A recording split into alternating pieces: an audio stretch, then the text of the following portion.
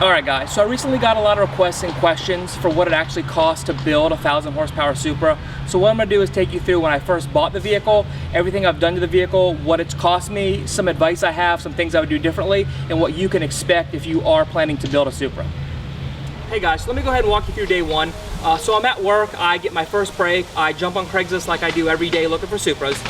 Just dreaming, never thinking I'd be able to afford one. I actually came across this car local in Tampa, Florida. It was listed for 22 grand. I went ahead and called the guy on the phone, asked him some questions about the car. Turns out it was an NA 5-speed, however it did have the TT motor in it. So at that point, I left work, I went down and looked at it. I ended up purchasing the car that day.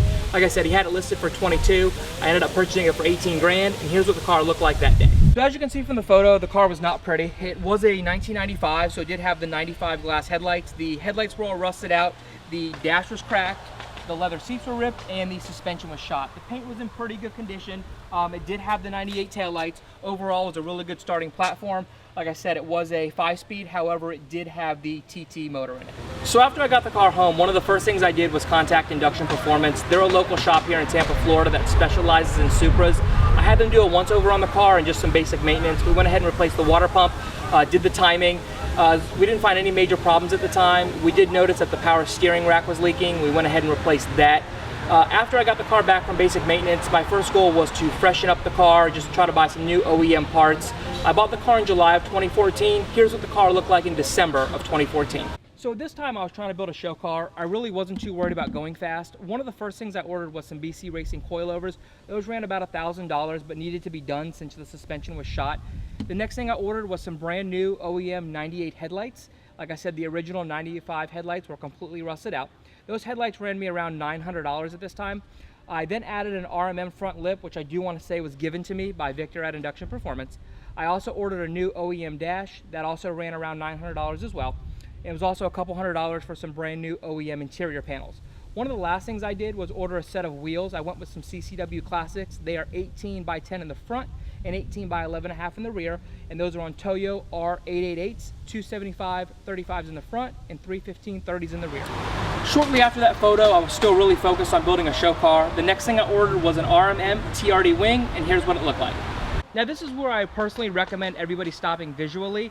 This is personally my favorite look, but like I said, I was really into going to car shows at the time, so I took it a step further. I went ahead and got a TRD hood and a set of aftermarket side skirts, as well as some Bride racing seats and Takata harnesses with an SP Racing harness bar. So after I was done replacing everything with new OEM parts and visually making it into a show car, the need to build a race car came next. First thing I did was contact Induction Performance and ask them what needed to be done. First thing they recommended was the drivetrain. Let me go ahead and walk you through the drivetrain. I went ahead and replaced the W58 5-speed transmission with a brand new OEM V160 6-speed. At the time, that transmission cost me around $7,500. As of today, that transmission is discontinued and it's upwards of $10,000. Next thing I needed was a rear end. I went ahead and purchased a TRD differential, as well as axles and a drive shaft. I paid around $4,000 for that at that time, as well as a Clutchmaster twin disc, which cost me around $2,500.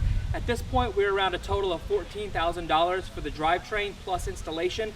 Once the transmission was installed, it was time to order a single turbo kit, make some power, and hit the dyno. Here's everything that I ordered. So back to Induction Performance it was. I let them know I wanted to make around 500 to 600 horsepower with the possibility of being able to make 900 to 1,000 later on without having to replace a bunch of parts or buy things twice.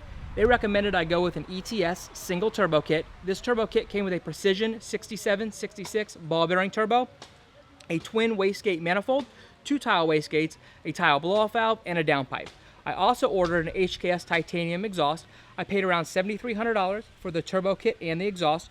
I went with GSC S1 cams, Powerhouse Racing cam gears. We also decided to build the head at the same time. I picked up some titanium springs and retainers. For an ECU, I went with a Pro EFI 128 with the color can display. For fuel, we used 2 Walbro 450 fuel pumps, ID 1300cc injectors, a Powerhouse Racing fuel rail, and an Induction Performance Flex fuel kit to run both E85 and pump gas. So all of that put me somewhere around $17,000, bringing the grand total now to $31,000, including the complete drivetrain and the turbo kit to make 900 to 1,000 horsepower. After the turbo kit was installed, the car went on the dyno and made about 550 to 600 horsepower. I picked up the vehicle, I was super happy. Everything was perfect, the car was running great, but as you could probably guess, Less than 2 weeks went by and the need to have more power was there. I called Victor from Induction Performance. The vehicle went back on the dyno, put some more boost. This time on the dyno, the car made 755 horsepower. Here's a video from that dyno run.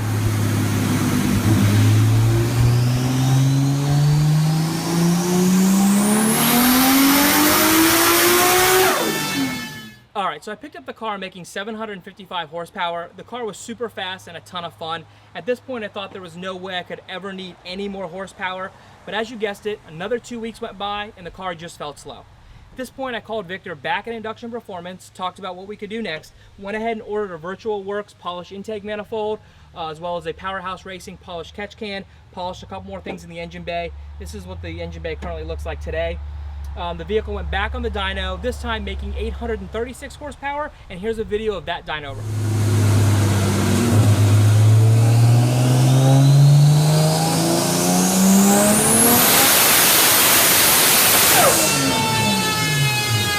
So now I picked up the car making 836 horsepower, and Victor had told me when I picked up the car to know that this is the absolute limits of the stock bottom end.